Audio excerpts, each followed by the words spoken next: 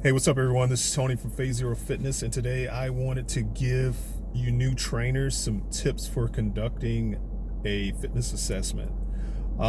So I'm going to keep this video fairly short. I have 3 tips in front of me, some things that probably the 3 biggest things that have helped me out, things that I kind of learned the hard way, and I figured, if I kind of put them into a video, tell you my experience with them, they may help you out going forward. So this is for new trainers and also people that are thinking about becoming a certified personal trainer. So no matter which certification you go with, most likely you're going to have to conduct some sort of fitness assessment for a potential new client. So first tip is preparation. So I've trained at multiple big box gyms over the past year, and the one thing that I learned the hard way was what can happen with lack of preparation, right?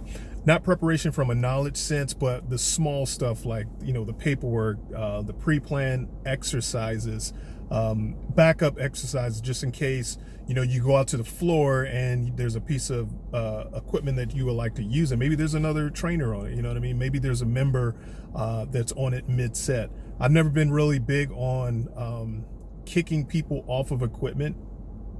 Even if I'm with a client, I usually kind of work around people, because I feel that if they were there, if they just got to it, then I'll probably, hey, there's a plan for me to use this for today's workout. This is how many sets I'm doing, this is how many reps, and then you can use it when we're finished or whatever. But if they're mid-set, I usually don't worry about it. Which is why preparation is key, because if you go up and you can't use that, maybe the equipment is broke by the time you got to the gym, you didn't know that, you gotta have some backup. So backup is important because it makes it, it gives the client confidence that you're not just kind of winging it. Like, this stuff is prepared, and if things change up, I'm prepared to adjust, if needed. Even a script for making phone calls. So when you get to a new big box gym, after the whole onboarding process, you're going to be given a list of, like, hey, here are all the new members over the past 30 days. Go ahead and start making phone calls and start bringing people in for fitness assessment. So write it down. Usually a gym will have it, but if they don't, just write something down, like literally type it out and just have it in front of you. And make sure when you make your phone calls, just read off your script. People are start asking you questions, and then from that point you can kind of, that's kind of sparks up the conversation. But the initial call, getting that person on the phone, introducing yourself and all that good stuff, having a script will definitely help out. Not only a script, but having a pre-planned email that you can use.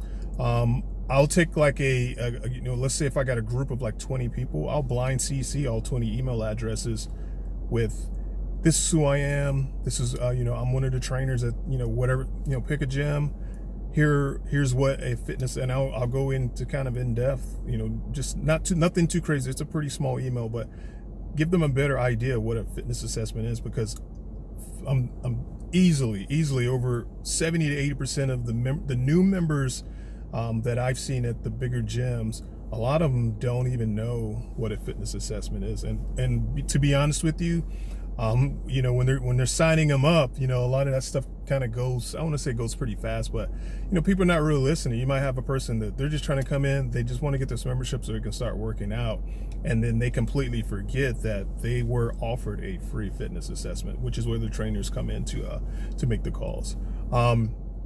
Preparation is also key, because let's say you have a client at 5 p.m., right? And that person decides to, they give you a call, hey, Tony, I'm not going to make it to the session today, which is completely fine. But the front desk may, come over to you because they see a trainer that's not training anyone, and they have a person that shows up and they're like, hey, Tony, can you do a fitness assessment at 5?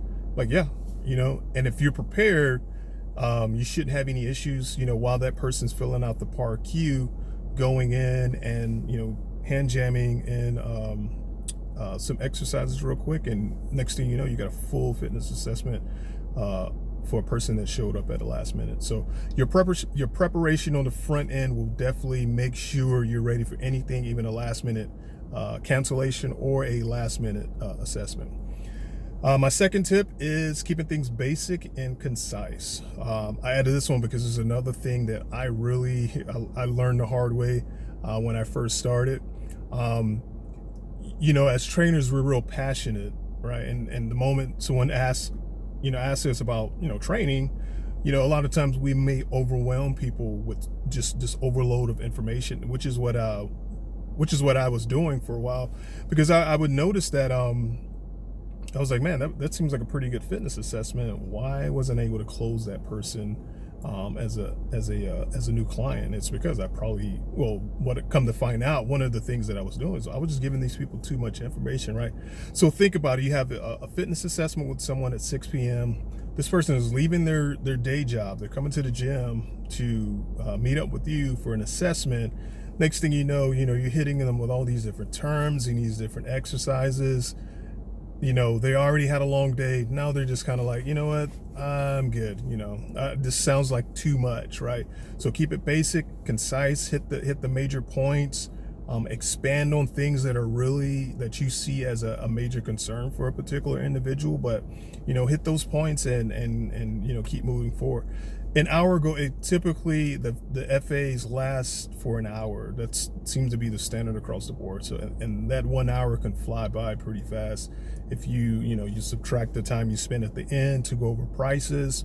You subtract the introduction time, and then obviously you're going to subtract the time that it takes to do an assessment. So keep it concise, keep it basic, and just stick to the points, right?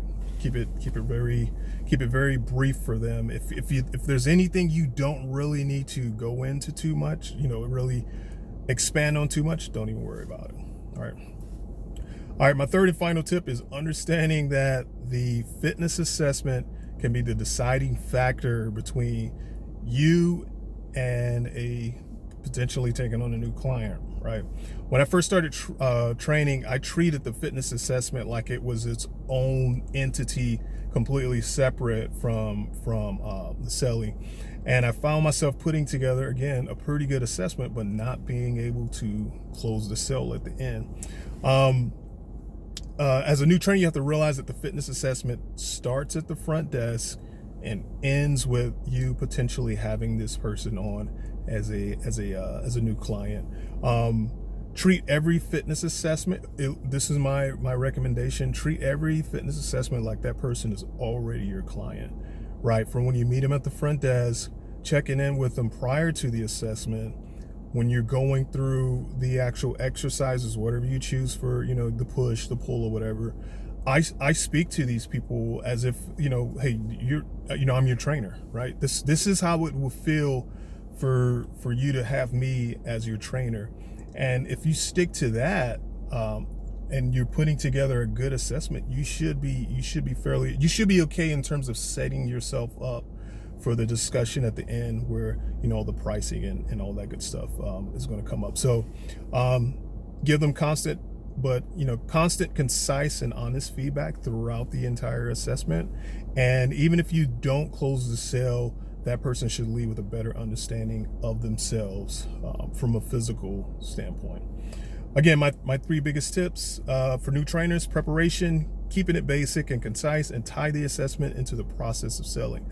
I really hope this helps you new trainers out there, even the ones who haven't taken the exam yet. I really hope this helps. If you have any questions, or if there's anything you really want me to expand on, or if there's you want me to do a particular video on a certain aspect of being a trainer, leave me a comment below. Make sure you hit the like and subscribe button. Feel free to share my video, and please give me a thumbs up.